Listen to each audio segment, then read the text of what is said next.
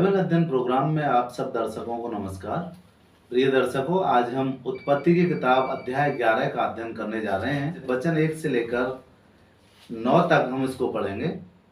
मेरे पास धर्मशास्त्र बाइबल है। इससे पहले कि मैं पढ़ूं, आइए प्रार्थना करें। प्रभु जी, हमारे श्रोताओं को, दर्शकों को आप आशीष दें, अपनी समझ से भरपूर करें और प्रभु हमें भी तेरे वचन का अध्ययन करने में और समझाने में मदद करें। पवित्र आत्मा हमारे बीच में भेजें ताकि हम और हमारे दर्शक समझ सकें। यीशु के नाम से इस प्रार्थना को मांगते हैं, आमीन। प्रिय दर्शकों, यहाँ पर उत्पत्ति की किताब अध्याय 11 वचन 1 से लेकर 9 तक पढ़ूंगा। मेरे पास धर्मशास्त्र बाइबल है, मैं आपके लिए पढ़ना चाहता हूँ। यहाँ पे लिखा है, सारी पृथ्वी पर एक ही भाषा और एक ही बोली थी। उस समय लोग पूरब की ओर चलते चलते सिनार देश में एक मैदान पाकर उसमें बस गए। तब वे आपस में कहने लगे, आओ हम ईंटें बना बना के भली भांत आग में पकाएं। और उन्होंने पत्थर के स्थान पर ईंट से और चूने के स्थान पर मिट्टी के गारे से काम लिया। फिर उन्होंने कहा, आओ हम एक नगर और एक गुम्मट बना लें, जिसकी चोटी आकाश से बातें करे। इस प्रकार से हम अपना नाम करें, ऐसा न हो कि हमको सारी पृथ्वी पर फैलना पड़े।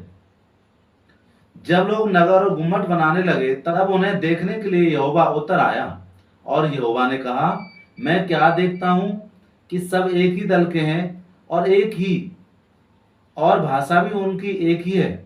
और उन्होंने ऐसा काम भी आरंभ किया है, और अब जो कुछ वो करने का यत्न करेंगे, उसमें से कुछ भी उनके लिए अनहोना ना होगा। इसलिए आओ हम उतर के उनकी भाषा में गड़बड़ी डालें, कि वे एक दूसरे की बोली को ना समझें। और इस प्रकार यहोवा ने उनको वहां से सारी पृथ्वी के ऊपर फैला दिया, और उन्होंने इस नगर का बनाना छोड़ दिया। इस कारण उस नगर का नाम बेबीलोन पड़ा, क्योंकि सारी पृथ्वी की भाषा में जो गड़बड़ी है वह यहोवा ने वहीं डाली, और वहीं से यहोवा ने मनुष्यों को सारी पृथ्वी के ऊपर फैला दिया। प्रिय दर्शकों, उस समय मनुष्य जाति में केवल एक ही भाषा थी। एक भाषा होने के बावजूद भी वो एक ही कुटुंब में रहा करते थे। एक ही भाषा थी और एक ही भाषा की वजह से वो एक ही साथ रहते थे और एक ही काम उन्होंने आरंभ किया। वो चाहते थे कि अपना नाम करें और अपने आप को ऊंचा दिखाएं। जी हाँ, इंसान की हमेशा से यही मंशा रही है कि वो अपने आप का नाम करे और ऊंचा दिखाए। फिर ये भूल जाता है इंसान कि अपने आप को ऊंचा दिखाने में, अपना नाम करने में वो कर क्या रहा है। कई बार हम गलत रास्ते चुन लेते हैं और इस वजह से सोचते हैं कि अपना नाम हो रहा है, हमारा नाम ऊंचा हो रहा है, हम दूसरों की नजर में प्रभावशाली हो रहे हैं। रास्ते गलत चुन लेते हैं। यहाँ पर इन लोगों ने रास्ता गलत चुना और इन सब ने एक ही काम करना शुरू किया, और वो एक बड़ा गुम्मट बनाने लगे, और वो ऐसा बनाने लगे ताकि उस पे चढ़कर वो बहुत ऊंचाई पे जाएं और उनका नाम हो। साथियों, नाम कमाना कोई बुरी बात नहीं है, लेकिन ऐसा काम जो परमेश्वर को पसंद ना हो, वो काम हमें कभी ना करना चाहिए। नाम कमाने के लिए बहुत से अच्छे अच्छे काम हैं जिन पर प्रभु का आशीर्वाद बना रहता है, और जिन कामों पर प्रभु का आशीर्वाद नहीं बना है रहता, उन पर उनसे नाम नहीं होता। इन लोगों ने एक ही जुट कर लिया, एक ही मन कर लिया, और ये सब गुम्मट बनाने लगे। जी हाँ, ऐसा कार्य करने लगे जिस कार्य के लिए नहीं चुने गए थे। परमेश्वर ने पहले स्त्री पुरुष से जो वाचा बांधी, क्या आप जानते हैं? परमेश्वर ने कहा, फलो फूलो पूरी पृथ्वी पर भर जाओ। और मनुष्य इसलिए बना ताकि पूरी धरती पर फैल जाए। लेकिन यहाँ पर मनुष्य क्या कर रहे थे? एक झुंड में एक ऐसा काम कर रहे थे ताकि वो उसी में बसे रहें। ये परमेश्वर के नियम के खिलाफ जा रहा था, परमेश्वर की आज्ञा के खिलाफ जा रहा था। बहुत बार हम ऐसे काम करते हैं जो परमेश्वर की आज्ञा के खिलाफ होते हैं। परमेश्वर उनसे प्रसन्न नहीं होते तो भी हम करते रहते हैं। कई बार हम घूसखोरी कर लेते हैं, कई बार हम चोरी कर लेते हैं, कई बार हम लूटपाट कर लेते हैं, कई बार कुछ ऐसे काम में लग जाते हैं जो समाज के लिए, अपने लिए, अपने परिवार के लिए कभी हितकर नहीं होता है, हमेशा हानि का होता है, और हम सोचते हैं इससे हमारा नाम होगा। आज तो जुआ और तरह तरह के सट्टेबाजी ऑनलाइन होने लगे हैं, और लोग कहते हैं बहुत पैसा कमाएंगे, हमारा नाम होगा। साथियों, जो काम प्रभु को पसंद नहीं, जिन कामों पर परमेश्वर की ब्लेसिंग नहीं है, आशीर्वाद नहीं है, वो काम हमें नहीं करने चाहिए। यहाँ पर ये लोग यही कर रहे थे, जिस काम के लिए नहीं बने थे उस काम को ही कर रहे थे।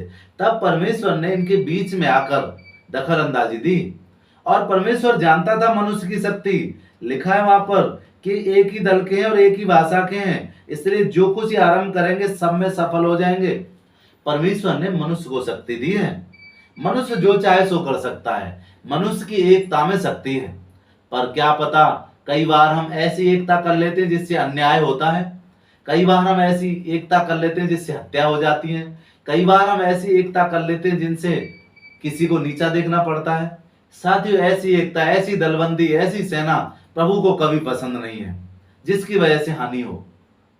परमेश्वर चाहते हैं कि हम न्याय के लिए खड़े हों, हम अन्याय के विरोध में खड़े हों, हम किसी मजलूम और लाचार मनुष्य के साथ खड़े हों, तब दल बनाएं, तब उसके न्याय की मांग करें। साथियों, ये काम प्रभु को पसंद है। किसी अच्छे काम के लिए एक हो जाएं ताकि समाज का विकास हो, देश का सम्मान हो, परमेश्वर उसको आशीष देते हैं। लेकिन ये केवल अपना नाम ऊंचा करने के लिए इकट्ठे हो रहे थे। आज की समाज में भी बहुत से लोग ऐसे होते हैं जो केवल अपने नाम के लिए इकट्ठे हो जाते हैं, चाहे करना कुछ भी पड़े, हत्या करनी पड़े, किसी को मारना पड़े, लेकिन इकट्ठे हो जाते हैं। यीशु मसीह के समय में क्या था? ज्यादातर लोग इकट्ठे हो गए कि इसको क्रूस पे चढ़ाओ, क्रूस पे चढ़ाओ। साथियों, क्या खता थी हमारे प्रभु की? क्या किया था उसने गुनाह? वो अंधों को आंखें दे रहा था, लंगड़े लूलों को शक्ति दे रहा था, बीमारों को शिफा दे रहा था, भूखों को खिला रहा था, भटके हुओं को गले लगा रहा था, प्रभु के राज्य का समाचार सुना रहा था। फिर भी लोगों ने एकजुट कर लिया और कहा इसे क्रूस पे चढ़ाओ, क्रूस पर। साथियों, आज इंसानों की समझ शैतान ने बंद कर ली है और बुरे काम के लिए एकता हो जाती है, बुरे काम के लिए एकजुट हो जाते हैं, अच्छे काम के लिए नहीं होते। यहाँ पर परमेश्वर नहीं चाहते थे वो गुम्मत बनाए, एक ही जगह रहें। पृथ्वी पर फैलने के लिए, भरने के लिए मनुष्य बना था। परमेश्वर को आकर उनके बीच में उनकी भाषा में गड़बड़ी डालनी पड़ी, उनके बीच में आकर उनकी भाषा में गड़बड़ी डालनी पड़ी। और हम जानते हैं कि ये जो भाषा में गड़बड़ी है, ये प्रभु ने डाली। और जब भाषा में गड़बड़ी डली है तो क्या हुआ है? कोई मांग रहा है गारा तो कोई ईंट पकड़ा रहा है, कोई ईंट मांग रहा है तो गारा पकड़ा रहा है। इस तरह किसी की कुछ समझ में नहीं आ रहा हो क्या रहा है। फिर सब तितर बितर हो गए, जिसको जो अच्छा लगा उधर चल दिया, और साथियों पूरे संसार भर में भर गए। और इसी वजह से भाषाएं अस्तित्व में आई। ये कितनी अच्छी बात है ना साथियों। हिंदुस्तान की बोली अलग, पाकिस्तान की बोली अलग, चाइना की बोली अलग, अमेरिका की बोली अलग, और वो तो दूर देशों की बात है कि कोस कोस पे बदले पानी और हर 3 कोस में बदले पानी। साथियों, बहुत क्षेत्रीय भाषा भी हैं, बहुत जल्दी जल्दी भाषाएं बदल गई क्योंकि भाषाओं में परमेश्वर ने गड़बड़ी डाली। एक ही भाषा से वो जो कार्य कर रहे थे, सिर्फ एक बुरा कार्य कर रहे थे, एक इकट्ठा हो रहे थे, अपना नाम ऊंचा करने के लिए कर रहे थे। परमेश्वर के नाम की सुधि नहीं थी, परमेश्वर को महिमा देने का काम नहीं था, सिर्फ अपना नाम हो जाए, एक ही जगह रहें। परमेश्वर ने फैलने के लिए बनाए ताकि पूरे जगत का आनंद उठाएं और पूरे जगत में प्रभु की महिमा करें।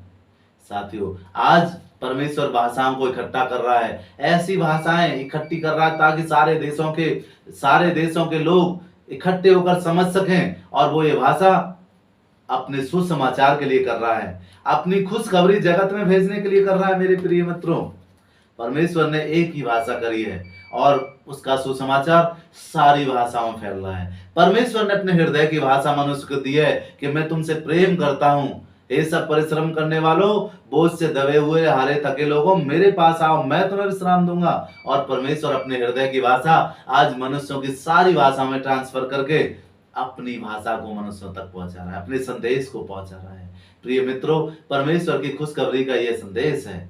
अगर आप किसी गलत काम के लिए इकट्ठे हुए हैं तो फौरन सावधान, आप अच्छे कामों के लिए इकट्ठे हों, अच्छे कार्यों के लिए एकता करें, अच्छे कार्यों के लिए दल बनाएं और जिससे प्रभु की महिमा हो। साथियों, हमारे कार्यक्रम का समय समाप्त हो रहा है। अगले कार्यक्रम में फिर मुलाकात होगी। तब तक के लिए आप सबको नमस्कार। अगर आप चाहते हैं हमसे संपर्क करना तो हमारा फोन नंबर स्क्रीन पे चलता है। आप किसी विषय में हमसे चर्चा कर सकते हैं और विशेषकर आप प्रार्थना निवेदन में भेज सकते हैं। प्रभु आप सबको आशीष दे।